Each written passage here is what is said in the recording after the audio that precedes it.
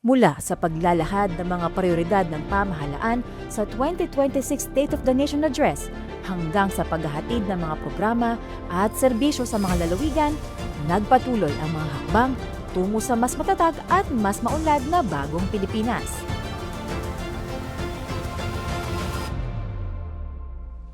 Noong July 27, inilahad ni Pangulong Ferdinand R. Marcos Jr. ang kanyang ikalimang State of the Nation Address o SONA.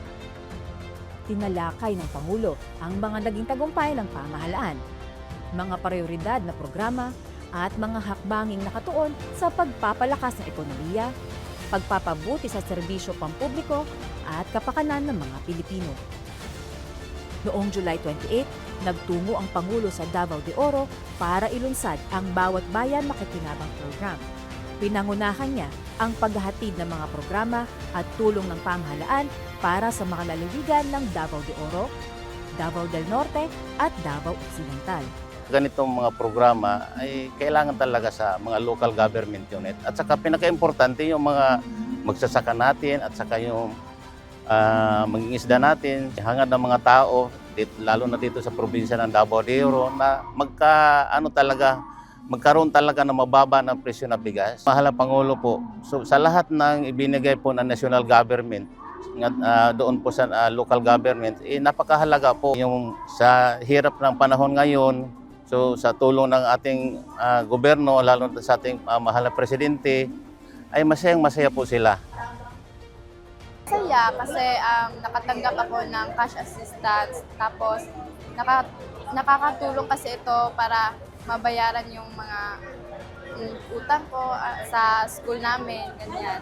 At nakaka-help din ito para ma-provide yung weekly allowance ko. Papasalamat po ako dahil binigyan nila po kami ng chance para makatanggap ng cash assistance at mabigyan nila din ng atensyon yung mga estudyante na kapos sa pera. Kasunod nito, ininspeksyon ng Pangulo ang Davao de Oro Provincial Hospital upang tingnan ang kalagayan ng mga pasilidad at serbisyong pangkalusugan para sa mga residente ng lalawigan. Pinuntahan din niya ang People's Ville sa Davao City kung saan sinuri niya ang pagpapatupad ng proyektong pabahay bilang bahagi ng patuloy na pagsisikap ng pamahalaan na magbigay ng ligtas at disenteng tirahan sa mga Pilipino. Asawa ko po ay isang seafarer. Talagang nagustuhan niya po na kasi wala po siya. Ay naghanap po talaga siya ng yung housing na madaling lipatan, malapit sa school, yung malapit sa market. Malakas naman po ang water at hindi naman po nag-burn out dito. Okay lang po talaga siya. Mga bata nakapaglaro naman po sa labas, safe po sila. Malaking tulong to sa amin. Papasalamat po talaga kami, ma'am, sa project na ito ng ating sa social housing at sa ating Pangulo po, ma'am. Pinangunahan din ng Pangulo ang inaugurasyon ng Energy Museum at paggunita sa ika-25 anibersaryo ng Electric Power Industry Reform Act o EPIRA. Binigyang diin niya ang kahalagahan ng pagpapatuloy sa modernisasyon ng sektor upang matugunan ang lumalaking pangangailangan ng enerhiya sa bansa. Noong July 30, nagtungo si Pangulong Marcos Jr. sa Suwal, Pangasinan upang inspeksyonin ang Suwal Fish Port. Bahagi ito ng mga hakbang ng pamahalaan upang palakasin ang sektor ng pangingisda. Matiyak ang seguridad sa pagkain at mapanatili ang abot-kayang pagkain para sa mga Pilipino. Napakalaki po ng role ng fish port kasi dito po kami dumadaong. At dito na rin po namin kinukuhan yung negosyo namin. Dati po kasi hindi po siya maluwang. Ngayon po pinaluwang na siya. And then nilagyan na rin po ng shed. Kasi po dati wala siyang lilim. Ngayon po mayroon na. Nakakapagtaas na po kami ng isda na kahit umulan man o umaraw.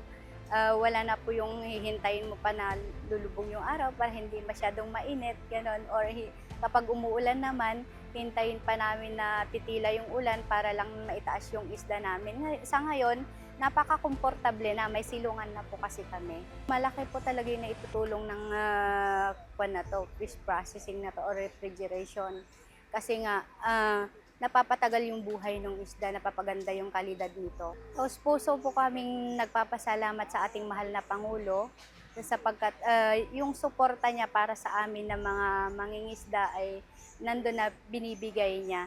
Kaya nga po nagpapasalamat kami kasi mayroon itong cold storage para kahit papaano po mailagak muna namin yung isda dyan, lalo na kung sa panahong ito na bumababa yung presyo ng aming isda. Mula rito, pinangunahan niya ang Bawat Bayan Makikinabang program sa Tarlac, kung saan muling inilapit ng pamahalaan ang mga programa, serbisyo at tulong para sa mga mamamayan.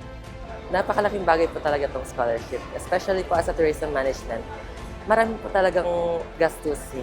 I'm very honored to meet the President po and I'm very thankful na he's giving us the chance to receive this scholarship, especially to us students. I would like po to thank President Bongbong Marcos for giving us this opportunity and sisiguraduhin ko pong hindi talaga masasayang itong scholarship na to. Yung bigas na binigay po ni Pangulong Bongbong Marcos, malaking tulong po sa bawat pamilya, lalo na po sa pamilya namin. Kasi bawat isa po sa atin, bawat pamilya, nakakaranas po tayo ng, kumbaga, krisis. Malaking tulong po talaga yung binibigay. Una po, nagpapasalamat po kami kay Pangulong Ferdinand Marcos. Malaking tulong po ito sa aming pamilya. At hindi lang po sa aming pamilya, sa mga kababayan natin na makakatanggap ng bigas ngayong araw.